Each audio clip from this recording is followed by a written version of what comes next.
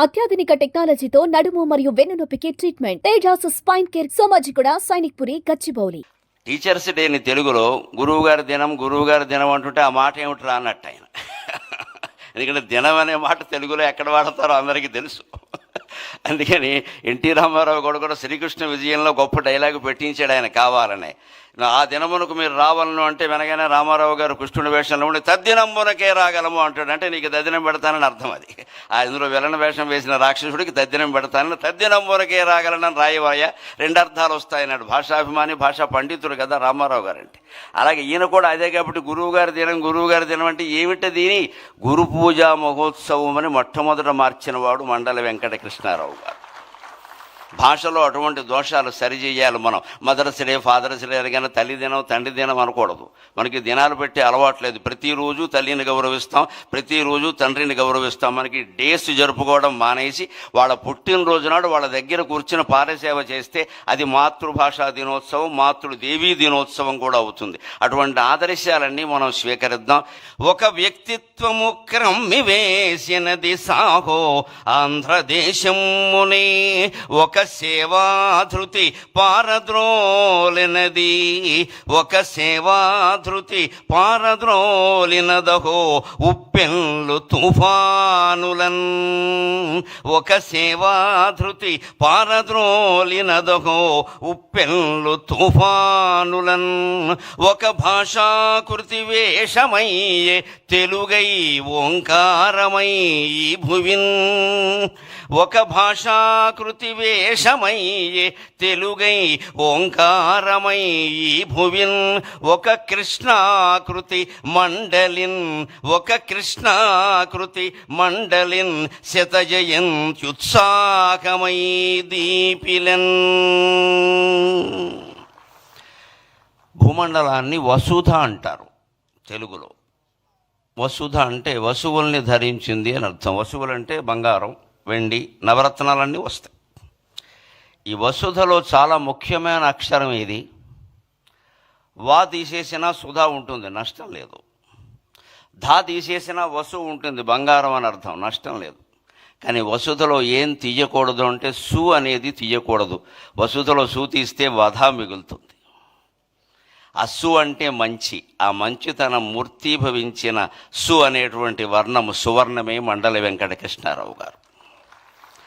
అవనిలో ఉండే మంచితనం అంతా గడ్డ కట్టి ఆయన అవనిగడ్డలో పుట్టాడు. ఆ అవనిగడ్డకి తుఫాను వచ్చినప్పుడు, సునామీ వచ్చినప్పుడు, ఉప్పెన్లు కమ్మేసినప్పుడు పంచె పైకి అడ్డం కట్టి లేచి రైతులందరినీ పిలిచి శవాలు సైతం మోసి అనాథలకి అన్నం పెట్టి ఆదరించి తాను ఒక శాసనసభ్యుడిగా తనని అంతకుముందే ఏకగ్రీవంగా ఎన్నుకున్నటువంటి ప్రజలకి ఒక ఎమ్మెల్యే ఎంత చేయగలడో అంతకు 10 రెట్లు చేసినటువంటి మహానుభావుడైన.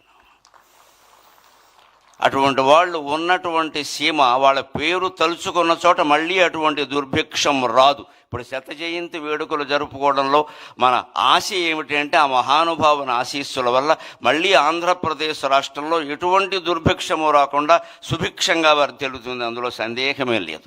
అయినా సుభిక్షంగా వర్ధిల్లింపజేసేటువంటి అద్భుతమైన నాయకత్వం మనకి ఏడాది క్రితం లభించింది. మనం అదృష్టవంతులం.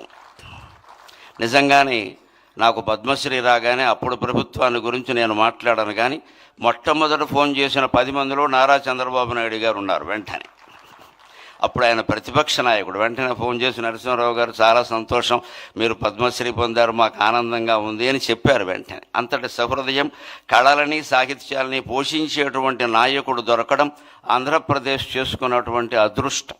ఇంకొక మాట, కృష్ణారావు గారు లాంటి వ్యక్తులు కేవలం ఆశయాలని ఆరాధించలేదు, ఆచరించారు.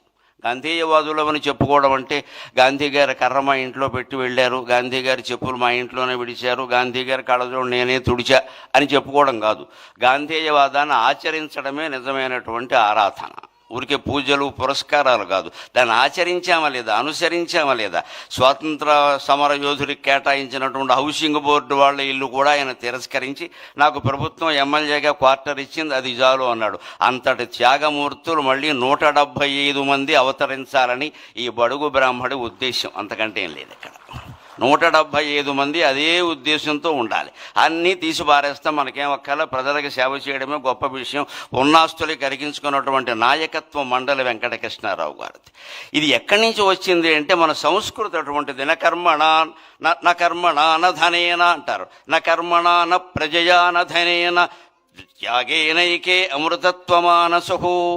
నీవు చేసిన యజ్ఞయాగాది కర్మల వల్ల కానీ ఏ కార్యక్రమాల వల్ల కానీ నీకు అమృతానందం కలుగుతుందో లేదో చెప్పలేం. నీ సంతానం వల్ల కూడా నీకు అమృతానందం కలుగుతుందో లేదో చెప్పలేం. సంతానం అంటే ఇవాళ ముందు సంతానం, తర్వాత సంతాపం, అనుమానమేం లే. ఫాలోడ్ బై డిన్నర్ అంటూ ఉంటారే, సంతానం ఫాలోడ్ బై సంతాపం. అంతకంటే లేనివాళ్ళు లేరని ఏడుస్తారు, ఉన్నవాళ్ళు ఉన్నారని ఏడుస్తున్నారు, అంతకంటే ఏం లేదు.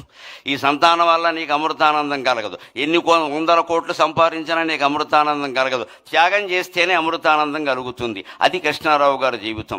ఇట్టి ఈ క్రమశిక్షణకి ఎన్ని ఏండ్లు, ఇట్టి త్యాగానుభూతికి ఎన్ని ఏండ్లు, త్యాగమున అమృతత్వమునందుమనడి వేలేండ్ల సంస్కృతి ప్రాణమీవు, త్యాగమున అమృతత్వమునందుమనడి వేలేండ్ల సంస్కృతి ప్రాణమీవు. ఆయన భాషాభిమాని, కేవలం అభిమాని కాదు, ఆయన తప్పులు దిద్దేవాడు. ఓ మాస్టర్ అబ్బాయి కదా, గురువుగారు అబ్బాయి కదా, బుద్ధి చెప్పేవాడు, బుద్ధి తేనేమయ్యా అన్నాడు వేమన్న గారు. అందుకని ఆయన తప్పులు దిద్దేవాడు. టీచర్స్ డేని తెలుగులో గురువుగారి దినం అంటుంటే ఆ మాట ఏమిట్రా అన్నట్టు ఆయన. ఎందుకంటే దినం అనే మాట తెలుగులో ఎక్కడ వాడతారో అందరికీ తెలుసు. అందుకని ఎన్టీ రామారావు కూడా శ్రీకృష్ణ విజయంలో గొప్ప డైలాగు పెట్టించాడు ఆయన కావాలని. ఆ దినమునకు మీరు రావాలను అంటే వెనగానే రామారావు గారు కృష్ణుడి వేషంలో ఉండి తద్దినమునకే రాగలము అంటాడు. అంటే నీకు తద్దినం పెడతానని అర్థం. అది అందులో విలన వేషం వేసిన రాక్షసుడికి తద్దినం పెడతానని, తద్దినమునకే రాగలనని రాయవాయ, 2 అర్థాలు వస్తాయన్నాడు. భాషాభిమాని, భాషా పండితుడు కదా రామారావు గారు అంటే. అలాగే ఈయన కూడా అదే కాబట్టి గురువుగారి దినం అంటే ఏమిటి దీని, గురు పూజా మహోత్సవం అని మొట్టమొదట మార్చిన వాడు మండలి వెంకటకృష్ణారావు గారు. భాషలో అటువంటి దోషాలు సరిచేయాలి మనం. మదర్స్ డే, ఫాదర్స్ డే అనగానే తల్లి దినం, తండ్రి దినం అనకూడదు. మనకి దినాలు పెట్టి అలవాట్లేదు. ప్రతిరోజు తల్లిని గౌరవిస్తాం, ప్రతిరోజు తండ్రిని గౌరవిస్తాం. మనకి డేస్ జరుపుకోవడం మానేసి వాళ్ళ పుట్టినరోజు నాడు వాళ్ళ దగ్గర కూర్చుని పారసేవ చేస్తే అది మాతృభాషా దినోత్సవం, మాతృదేవీ దినోత్సవం కూడా అవుతుంది. అటువంటి ఆదర్శాలన్నీ మనం స్వీకరిద్దాం. ఇవాళ మండలి బుద్ధప్రసాద్ గారు కూడా తండ్రికి ముమ్మూర్తుల 100కి 100 పాళ్ళు ప్రతిరూపమైనటువంటి వ్యక్తి. వ్యాసభారతంలో అటువంటి వ్యక్తుల గురించి ఒక మాట చెప్తారు. అంగాద్ సంభవసి ఆత్మావై పుత్ర నామాసి, అంగాద్ సంభవసి ఆత్మావై పుత్ర నామాసి. నా యొక్క ప్రత్యంగము రూపుదాల్చి నువ్వు పుట్టావయ్యా అంటాడు తండ్రి కొడుకుతో వేదంలో. అలాగే కృష్ణారావు గారి యొక్క ఆత్మ, బుద్ధి, మనస్సు, దేహం సర్వావయవాలు రూపుదాల్చి పుట్టినటువంటి వ్యక్తి బుద్ధప్రసాద్ గారు. ఎప్పుడు మేము రాజకీయాలతో సంబంధం లేకుండా మేము 3-4 గ్రూపుకి చెందిన వాళ్ళం ఉన్నాం. నాకు వాట్సాప్లు లేవు కానీ మాట్లాడుకుంటాం ఫోన్లో. ఏం మాట్లాడుకున్నా భాషా సాహిత్యం, ఇంకో మాట ఉండదు అక్కడ. అటువంటి స్నేహం బుద్ధప్రసాద్ గారితో ఉంది. వారి కార్యక్రమం మొదట్లో ఆయన శత జయంతి గురించి చాలా విశేషాలు మనకు చెప్పారు. మళ్ళీ మండలి వెంకటకృష్ణారావు గారు లాంటి నాయకులు 175 నియోజకవర్గాలలోనూ ఆవిర్భవించాలి. ఆంధ్రప్రదేశ్ భారతదేశంలో కాదు ప్రపంచంలోనే ఆదర్శమైనటువంటి రాష్ట్రంగా ఉండాలి అని కోరుకుంటూ నేను సెలవు తీసుకుంటున్నాను. మీ బిజినెస్ ఏదైనా మీ ఊర్లో ప్రమోషన్ చేయాలంటే అది సుమన్ టీవీతోనే సాధ్యం. ఇప్పుడే సంప్రదించండి.